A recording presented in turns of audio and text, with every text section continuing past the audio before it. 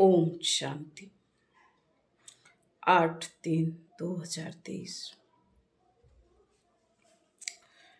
बाबा कहते, मीठे बच्चे, सबको सुख देने वाला भोला व्यापारी एक बाप है। वही तुम्हारी सब पुरानी चीजें लेकर नई देते हैं। उनकी ही पूजा होती है। प्रश्न है, तुम्हारी गॉडली मिशनरी का कर्तव्य क्या है?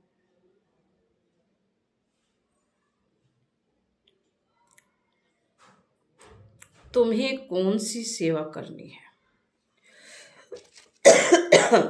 बाबा का उत्तर है, तुम्हारा कर्तव्य है सभी मनुष्य मात्र का कल्याण करना, सबको तमो प्रधान से सतो प्रधान बनाने के लिए बाप का संदेश देना। तुम सबको बोलो कि स्वर्ग स्थापन करता बाप को याद करो तो तुम्हारा कल्याण होगा। तुम्हें सबको लक्ष्य देना है। जो देवताओं को मानने वाले तुम्हारे कुल के होंगे वह इन सब बातों को समझेंगे। तुम्हारी है रूहानी बातें। गीत है, भोलेनाथ से निराला कोई और नहीं। ओम शांति। भोलानाथ शिव बाबा बैठ समझाते हैं। भोलानाथ सिर्फ एक शिव बाबा है। गौरीनाथ जो कहते हैं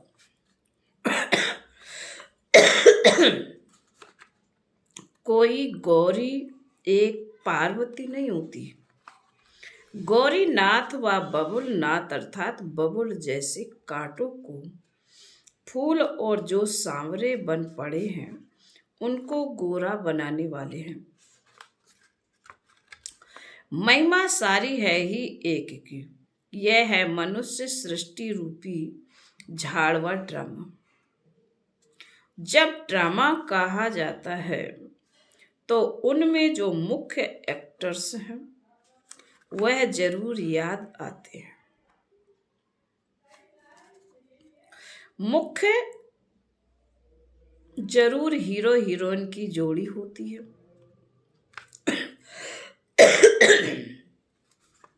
यहां भी मुख्य कोई जरूर चाहिए।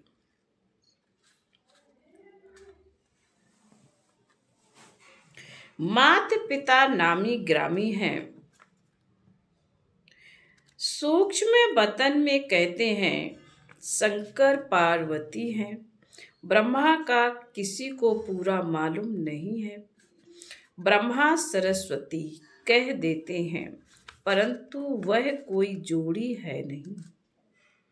वास्तव में शंकर पार्वती की भी जोड़ी है नहीं। विष्णु को भी दुनिया नहीं जानती।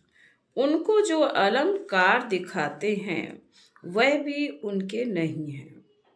यहाँ लक्ष्मी नारायण की जोड़ी कहेंगे। अब सभी से भोलानाथ उनको कहा जाता है जो बहुत सुख देने वाला है। भोलानाथ व्यापारी भी है। हमसे पुरानी चीज लेकर नहीं देता है। पहले पहले बुद्धि में आना चाहिए। सभी से ऊंच ते ऊंच कौन? सबसे अधिक सुख देने वाला कौन? जो बहुतों को सुख देते हैं उनकी पूजा भी होती है। तो यह सब विचार सागर मंथन करने की बातें हैं। विचार सागर मंथन का नाम बहुत वाला है। तो विचार किया जाता है। मनुष्यों में ऊंच ते ऊंच हैं लक्ष्मी नारायण। अच्छा, उन्होंने क्या सुख दिया जो मनुष्य उनका नाम लेते हैं या उनकी पूजा करते हैं? वास्तव में उन्होंने सुख तो कोई भी नहीं दिया है। हाँ, वे सुख धाम के मालिक थे, परंतु उन्हों को ऐसा बनाया किसने? इनके पहले वह कहाँ थे? अगर बाबा उन्हों को ऐसा नहीं बनाता तो वे कहाँ होते? यह सब तो बच्चों को मालूम है। आत्मा तो कभी विनाश होती नहीं। उन्हों को ऐसा काम किसने सिखलाया जो इतना ऊंच बने? जरूर कोई शिक्षा मिली है, दुनिया नहीं जानती वह पास्ट में कौन थे। तुम अब जानते हो। लक्ष्मी नारायण 84 जन्म भोग, अंत में ब्रह्मा सरस्वती बनते हैं। तो क्या लक्ष्मी नारायण की महिमा गाई जाए या उन्हों को जो पुरुषार्थ कराने वाला है अथवा प्रारब्ध देने वाला है उनकी महिमा की जाए? कितनी गुहा बातें हैं। समझना है कि लक्ष्मी नारायण क्या करके गए। उनकी भी सारी राजधानी चली है, परंतु गायन सिर्फ एक का ही चला आता है। शंकराचार्य ने आकर सन्यासियों की रचना रची, फिर उन्हों की पालना भी की। फिर जब तमो प्रधान अवस्था को पाते हैं तो उन्हें सतो प्रधान कौन बनाए?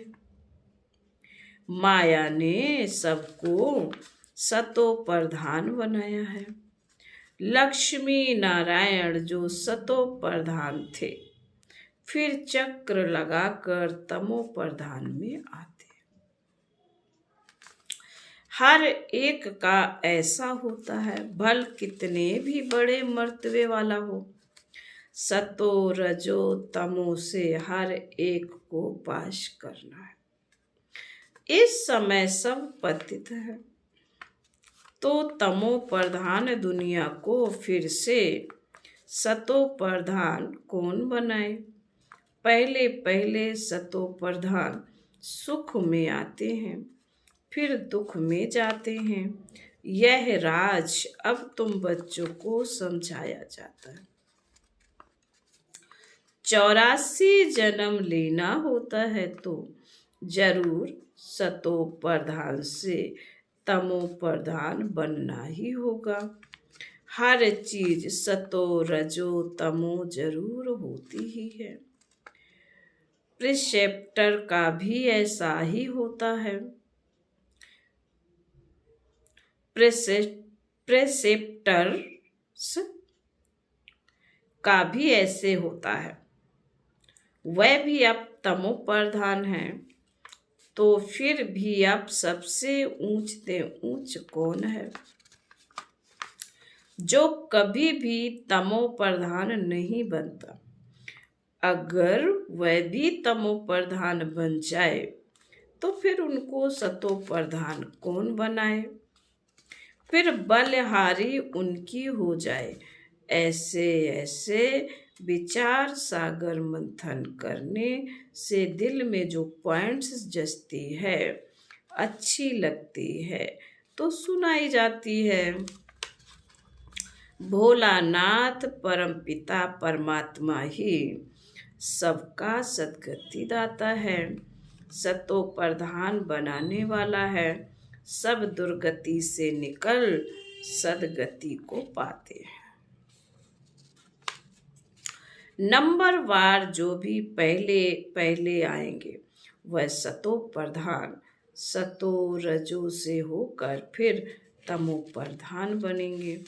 पहले पहले जब आत्मा नीचे आती है तो उनको सुख भोगना है, दुख भोग ना सकें।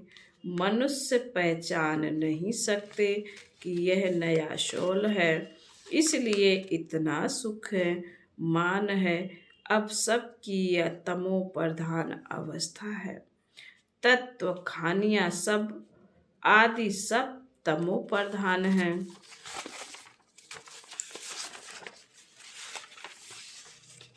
नई चीजें थी, अब पुरानी हो गई हैं। वहाँ का अनाज फल फूल आदि कैसे अच्छे होते हैं, वह भी बच्चों को साक्षात्कार कराया हुआ है। सूक्ष्म बतन में बच्चियां जाती हैं, कहती हैं बाबा ने सूबी रस पिलाया।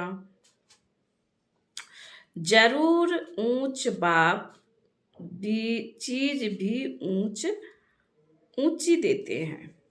जरूर ऊंच बाप चीज भी ऊंची देते होंगे।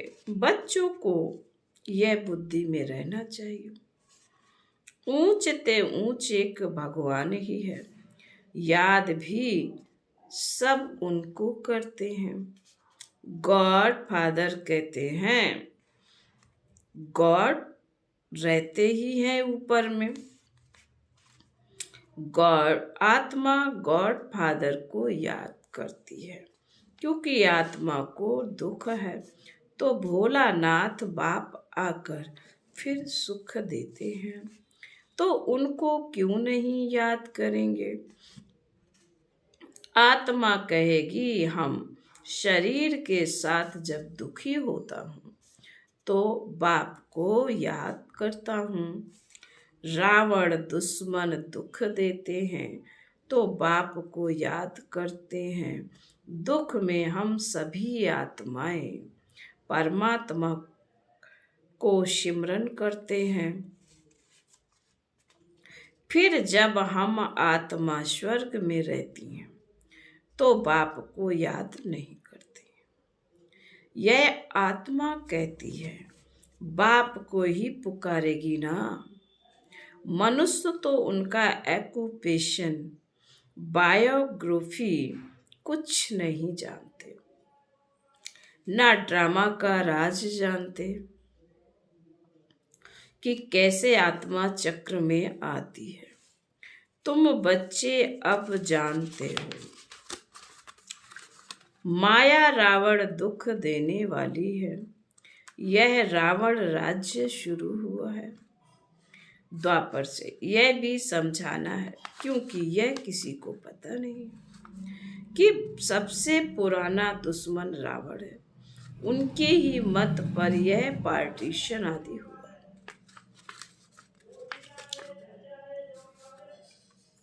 अभी तुम बच्चे समझते हो। हम श्रीमत से भारत को स्वर्ग बनाते हैं।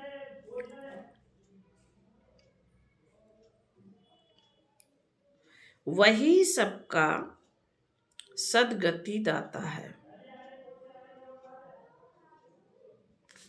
जब आए तब ही ब्रह्मा विष्णु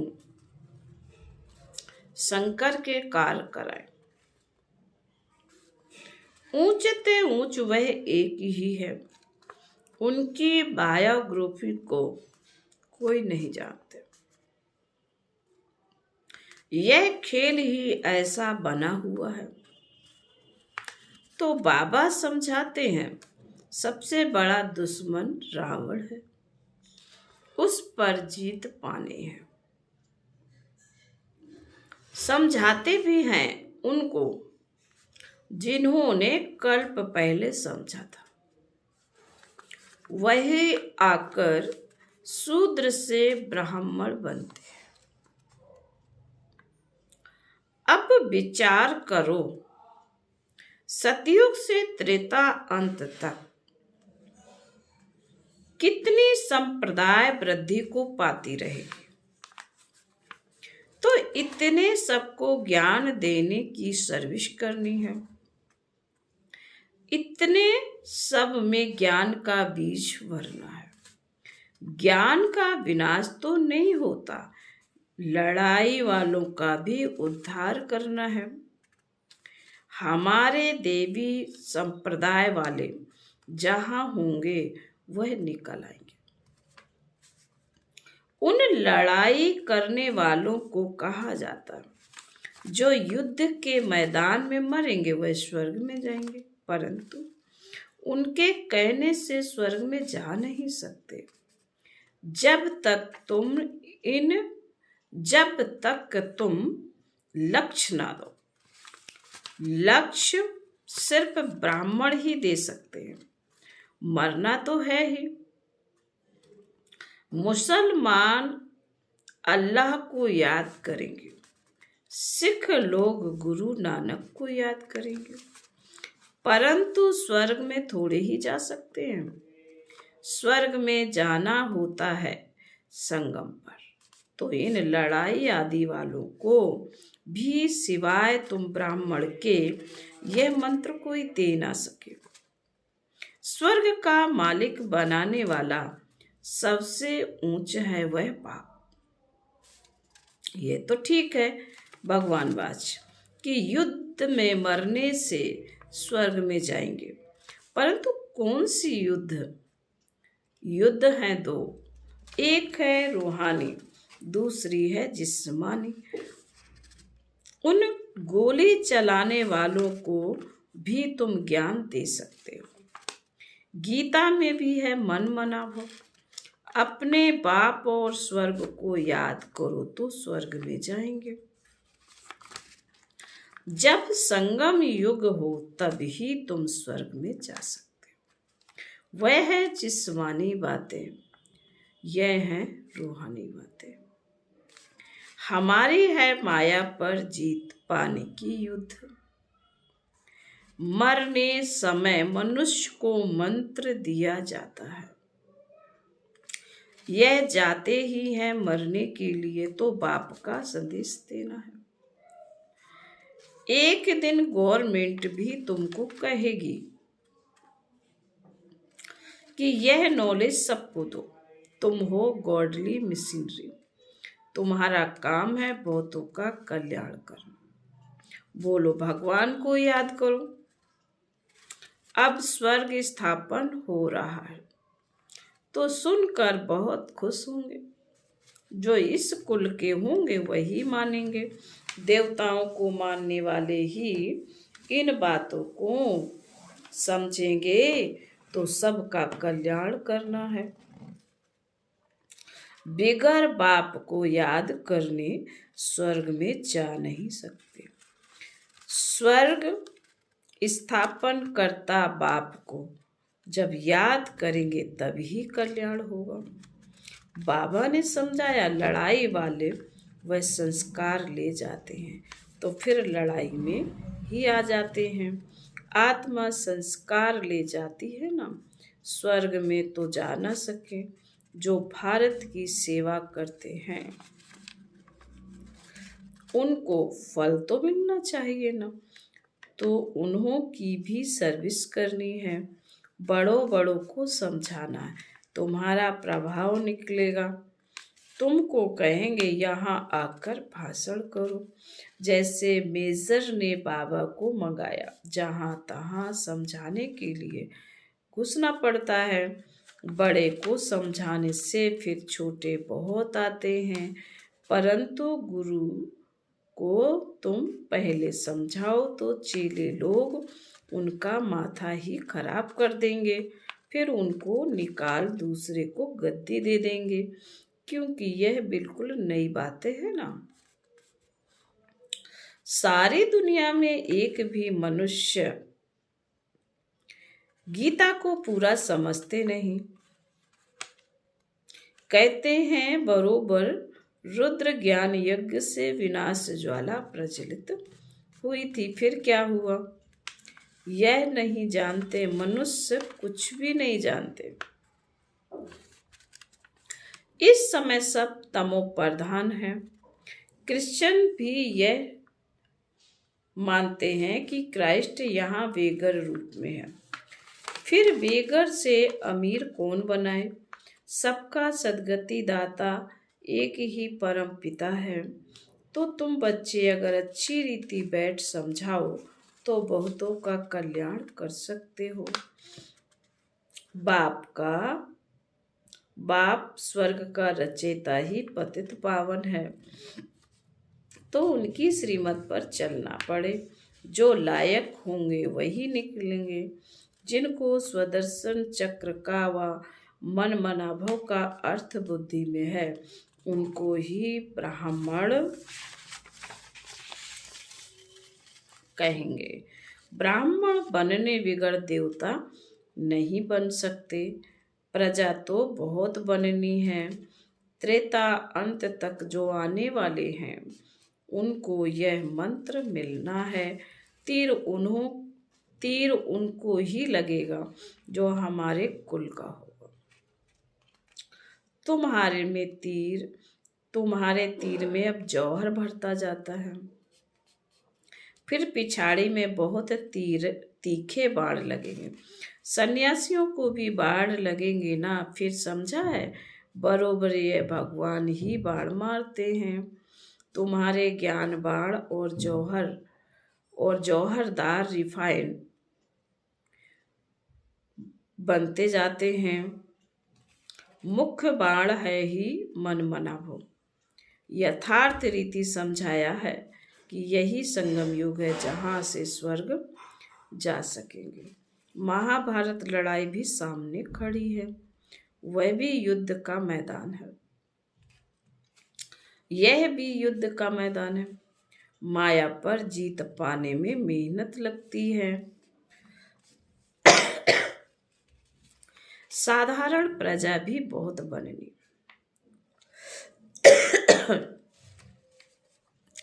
जो इस कुल में आने वाला नहीं होगा, उनको याद ही नहीं पड़ेगा। सर्विस के लिए विचार सागर मंथन करते रहेंगे तो तुमको ज्ञान की पॉइंट्स आएंगी। उस युद्ध में भी विचार सागर मंथन चलेगा। ऐसे करेंगे तो जीत पाएंगे। बुद्धि तो चलती है ना। प्रैक्टिस भी करते हैं। जब तीखे हो जाते हैं तो मैदान पर लड़ने जाते हैं। तुम्हारे पास बहुत ढेर आएंगे। भगवान के दर पर भक्तों की भीड़ होनी है। मच्छरों मुआफिक आएंगे। प्राइम मिनिस्टर व किंग क्वीन के आगे इतनी भीड़ नहीं होती है जितनी भगवान के पास भक्तों की भीड़ होगी। फिर उस भावना से आएंगे। कोई खराब विचार नहीं रहेगा। यह तो निराकार बाप है ना। तो समझ में आता है, भगवान के आगे भक्तों की भीड़ होनी चाहिए। आना भी सबको यहाँ पड़ेगा। यहाँ अपना जड़ यादगार एकदम एक्यूरेट है। शिव बाबा का भी चित्र है। जगतपति, जगत पिता, जगत अम्बा भी है। यह अभी का तुम्हारा ग्रुप है, शक्ति सेना का। फिर बाबा कहते अच्छा, मीठे मीठे सिकील दे बच्चों प्रति माता पिता बाप दादा का याद प्यार और गुड मॉर्निंग। रूहानी बाप की रूहानी बच्चों को नमस्ते। हम रूहानी बच्चों की रूहानी माता पिता बाप दादा याद प्यार गुड मॉर्निंग और नमस्ते। ओम शांति। धारणा के लिए मुख्य सार है। बाबा ने कहा पहले पॉइंट में, ब्राह्मण सो देवता बनने के लिए स्वदर्शन चक्र का और मन मनाभव का अर्थ बुद्धि में यथार्थ रीति रखना है। सबको लक्ष्य देने की सेवा करनी है। नंबर 2, माया पर जीत पाने के लिए विचार सागर मंथन कर ज्ञान की गहराई में जाना। रतन निकालने हैं। वरदान है, पवित्रता की स्टेज द्वारा अविनाशी ईश्वरीय मस्ती का अनुभव करने वाले होली हंस भाव।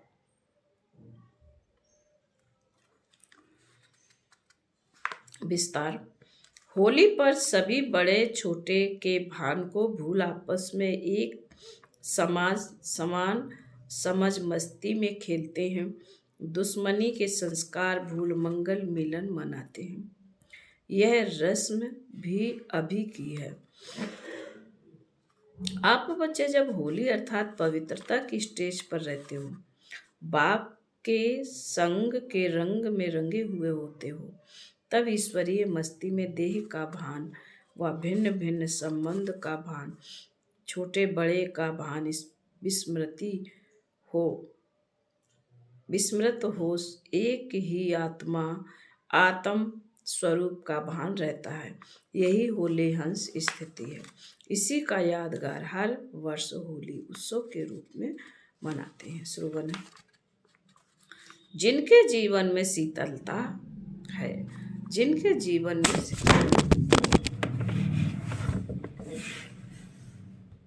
पूरी मुरली